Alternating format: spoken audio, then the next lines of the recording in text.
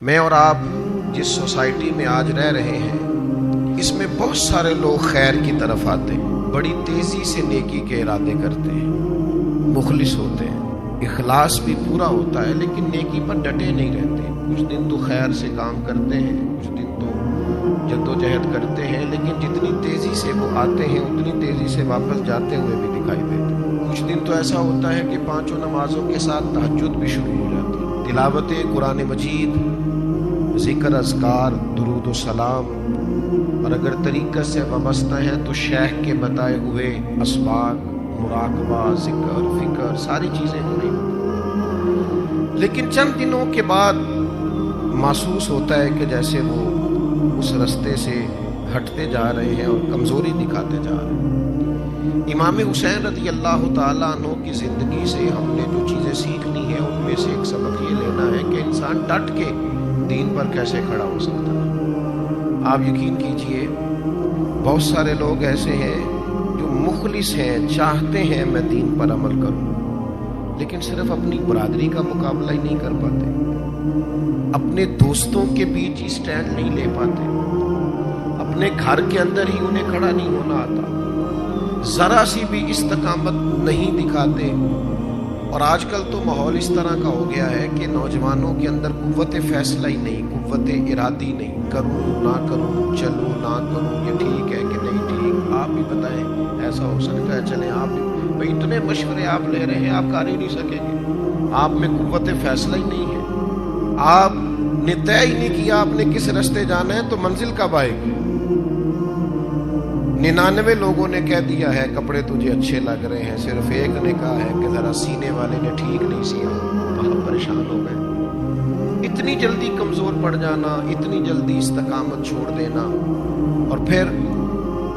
ایک طبقہ ایسا بھی ہے جو بڑا باصلاحیت ہے، بڑی زبردست طاقت رکھتا ہے، کام کرنے کی ہمت رکھتا ہے، وسائل بھی ہیں، ذرائع بھی ہیں، سلیقہ بھی ہے، شعور بھی ہے، نہیں ہے تو استقامت نہیں ہے۔ چونکہ استقامت نہیں ہے تو ساری صلاحیتیں ہونے کے باوجود وہ لوگ کبھی کامیاب نہیں ہو سکتے، کیونکہ ان کے پاس استقامت ہی نہیں ہے۔ اللہ تعالیٰ نے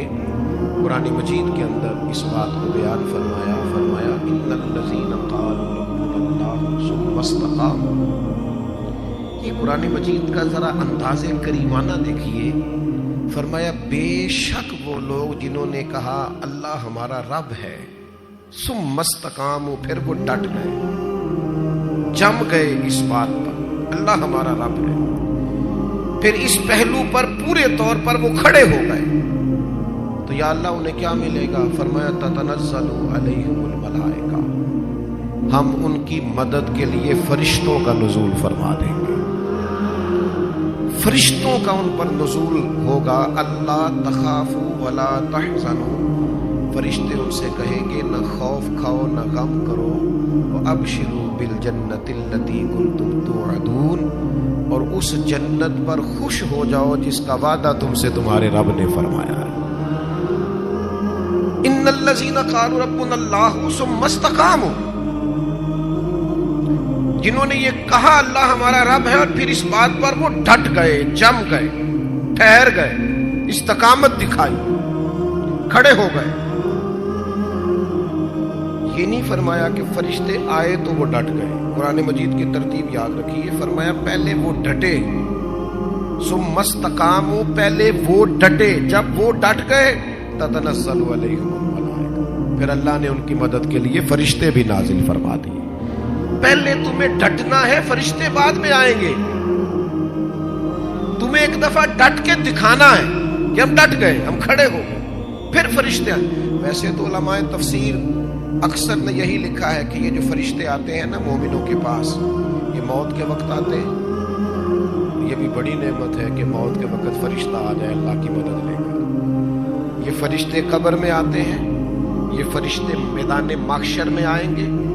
یہ مومن کے پاس آتے ہیں، خوشخبری سنانے آتے ہیں فرشتے۔ لیکن صاحب تفسیر روح المعانی فرماتے ہیں نہیں بھائی،